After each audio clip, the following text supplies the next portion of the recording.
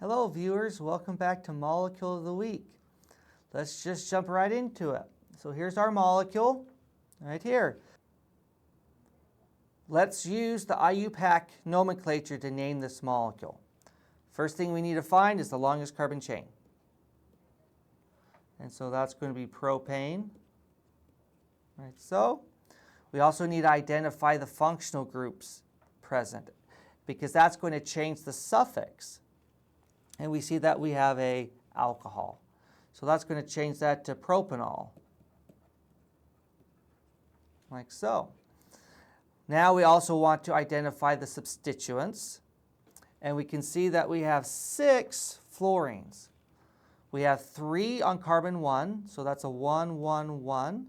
And then we have 3 on carbon 3. 3, 3, 3. And that would be our fluoro. Where is our alcohol at? That's at carbon 2. So if we put this all together, we can name our molecule. So we put our substituents first in alphabetical order, but there's only one substituent. That's the fluorines. So 1, 1, 1, 3, 3, 3. How many fluorines do we have? We have 6 of them, so hexafluoro. UORO, there we go. Now where's the alcohol? That's at carbon 2. So we go 2 or dash 2 propanol. Okay, so that's the molecule of the week. And that's a mouthful, okay, to say 111, 333, hexafluoro 2 propanol. So for my presentation today, I'm just going to say, hey, we're going to look at hexafluoro 2 propanol. But guess what? That's not the name that a lot of people use for this molecule. The name that a lot of people use is, I want to state this, it's incorrect, but it's so ingrained in the community that we just all still use it, even though we know it's wrong. And the incorrect name that a lot of people use is this one. Hexafluoroisopropanol.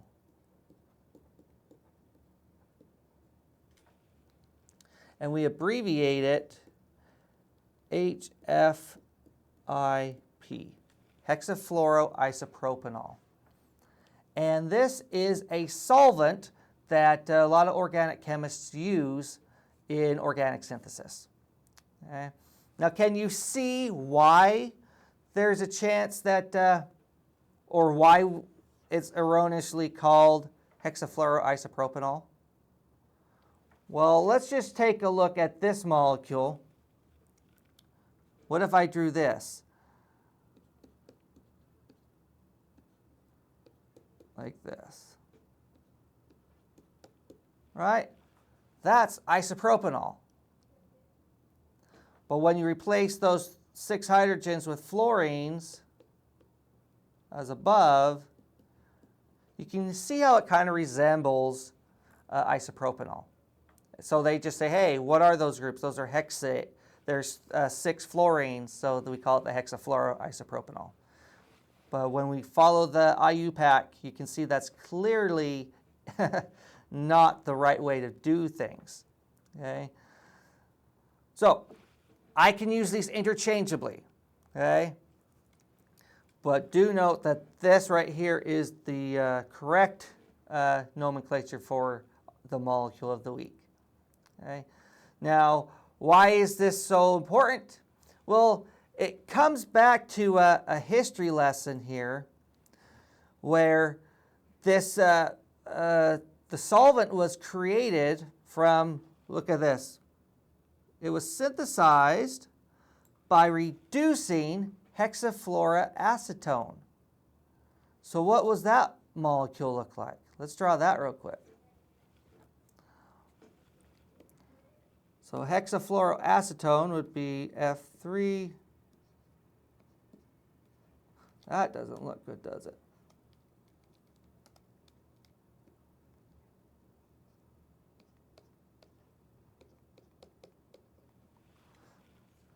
Okay, so there's our hexafluoroacetone. And what did the article say happened? How did they make our hexafluoroisopropanol? They reduced it using what? Sodium borohydride. And that will generate our product.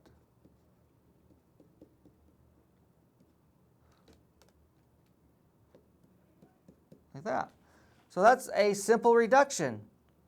And from Orgo class, you could see how that's going to happen, because our borohydride is going to look like this.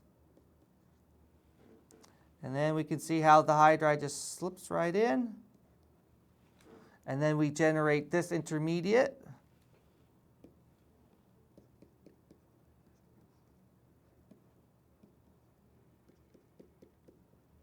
And then we just do a proton transfer with the solvent that the sodium borohydride is dissolved in, and that's probably ethanol, some kind of alcohol. And so we could represent, let's draw out ethanol then, like so. And then we would just do a proton transfer.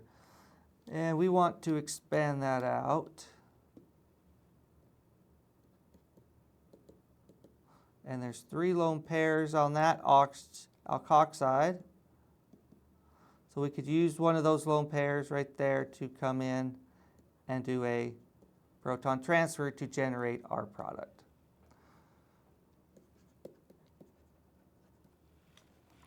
So pretty slick reactions that you've seen in your Orgo classes. And so the group there said, hey, look, we made a new solvent. Okay? And it took approximately 40 years before organic chemists were like, hey, maybe we should take a look into using this solvent more often.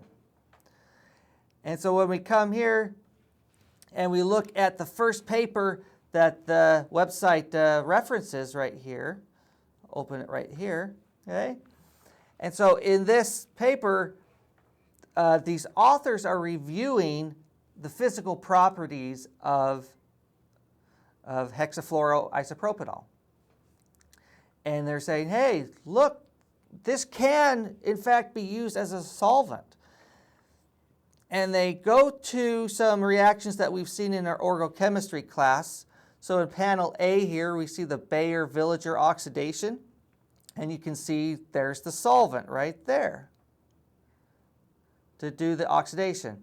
And then you can see in panel B, we're doing an epoxidation with peroxide, and then we're using our solvent here. So this paper's like say, hey, community, this is a really good solvent that can be used. In the next paper, this is a review. And this review is extensively large. Okay, it's huge. The first thing that it introduces is the concept that the solvent that you choose can have an effect on the outcome of your reaction. Okay? So you could have your 2 starting materials, let's say A and B, and you want it to do a reaction, but that reaction may not occur the way that you want to because of the solvent that you're using. So in organic synthesis, the solvent choice is a critical choice. And so this paper or this review goes through over 600 organic reactions where they use the hexafluoroisopropanol and demonstrates that, hey, this is a good solvent and should be considered when you're doing organic synthesis. So this is just a massive review, lots and lots of examples. And so at the conclusion of this, all these papers and all these reviews and the molecule of the week is saying, hey, look at this cool solvent that was first made just as a curiosity experiment. They're like, hey, What could we turn this into? And they turn it into the solvent, and they're like, cool. Kind of just leave it at that. And then 40 years later, people are like, hey, this curiosity experiment is actually useful. And many people are using it today. And so I think that's pretty slick, pretty cool, and I hope you did too. Until next week, I'll see you around.